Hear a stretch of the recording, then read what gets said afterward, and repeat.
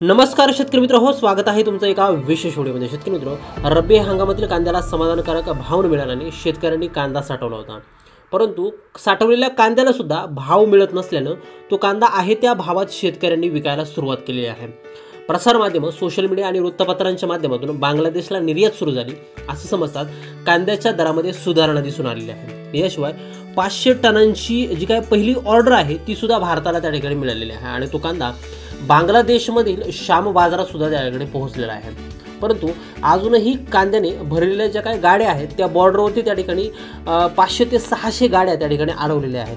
येत्या 2-3 दिवसात त्यांनाही त्या ठिकाणी परमिट मिळणार आहे आणि त्याही त्या ठिकाणी बांगलादेशच्या मार्केटमध्ये दाखल होणार आहे आणि ह्या दाखल झाल्यावरती भारतीय बाजारात मोठी सुधारणा त्या ठिकाणी दिसून येणार आहे। यामुळे ज्या शेतकऱ्यांनी व्यापाऱ्यांनी कांदा अजूनही साठवला आहे त्यांच्या माध्यमातून वारंवार विचारणा केली जाते, ते म्हणजे कांद्याचे बाजारभाव नेमके किती रुपयांनी वाढणार आहेत।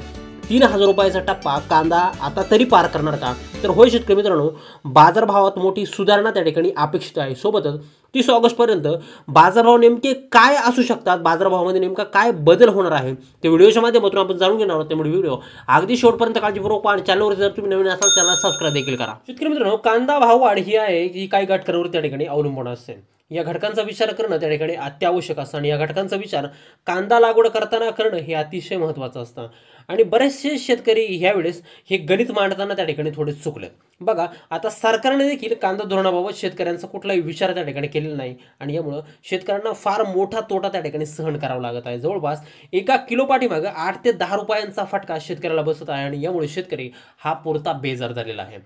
पहा शेतकरी मित्र, बघा आता कांद्याच्या बाजारभावामध्ये जो काही चढ उतार त्या ठिकाणी आपल्याला दिसतो त्याला प्रामुख्यानं कांदा लागवडीचे जे काही क्षेत्र आहे सोबतच त्या ठिकाणी कांद्याचं उत्पादन देशामध्ये किती होतंय आणि देशामध्ये कांदा किती विकला जातोय, यासोबतच परदेशात किती निर्यात होते, परदेशातून भारतामध्ये चलन किती परदेशी येते, सोबतच त्या ठिकाणी अवकाळी पाऊस असेल, अतिवृष्टी असेल, मागणी आणि पुरवठा यांचं गणित असेल, हे प्रकर्षानं कांद्याचे बाजारभाव ठरवण्याचं काम करत असतात आणि हेच गणित नेमकं ह्या वर्षी बिघडल्याचं चित्र त्या ठिकाणी दिसून येत आहे। परंतु आता काही सकारात्मक गोष्टी सुद्धा कांद्याच्या बाजारभावाबद्दल त्या ठिकाणी घडत आहे।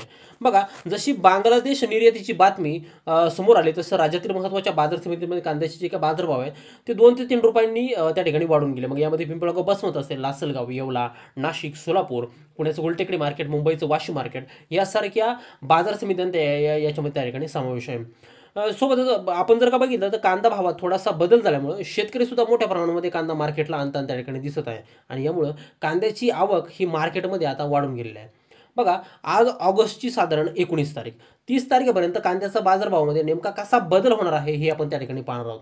या अगोदर कांद्याची साठवणूक नेमकी राज्यामध्ये किती टक्के आहे हे समजून घेणं सुद्धा तितकंच महत्त्वाचं आहे। आतापर्यंत जवळपास 50% कांदा अजूनही त्या ठिकाणी शेतकऱ्यांकडे साठवलेला आहे। त्यामुळे निर्यात जरी सुरू झाली तरी राज्यात आणि देशात कांद्याचा बफर स्टॉक त्या ठिकाणी अजूनही आहे आणि हा स्टॉक येत्या काही काळात कांद्याचे बाजारभाव ठरवण्यामध्ये महत्त्वाची भूमिका त्या ठिकाणी बजावणार आहे। बघा, आता कांदा साठवून जरी मोठ्या प्रमाणात असला तरी बाजारामध्ये काही सकारात्मक गोष्टी त्या ठिकाणी घडून आलेल्या। मग त्यामध्ये दक्षिणेकडील जे काही राज्य आहे त्याच्यामध्ये जो काही कांदा असेल, मग कर्नाटक असेल, आंध्र प्रदेश असेल, हा कांदा ऑगस्टमध्ये त्या ठिकाणी मार्केटमध्ये येतो आणि हे कांदा येण्याचं प्रमाण हे त्या ठिकाणी कमी झालं आहे, कारण की दक्षिणेकडील राज्यांमध्ये मोठ्या प्रमाणामध्ये अतिवृष्टी त्या ठिकाणी झालेली आहे आणि शेतकऱ्यांना शेतीतून कांदा बाहेर काढणं त्या ठिकाणी अवघड जात आहे। म्हणून जो काही रब्बीचा कांदा आहे आपल्याकडे त्याला चांगली मागणी मिळताना त्या ठिकाणी दिसत आहे।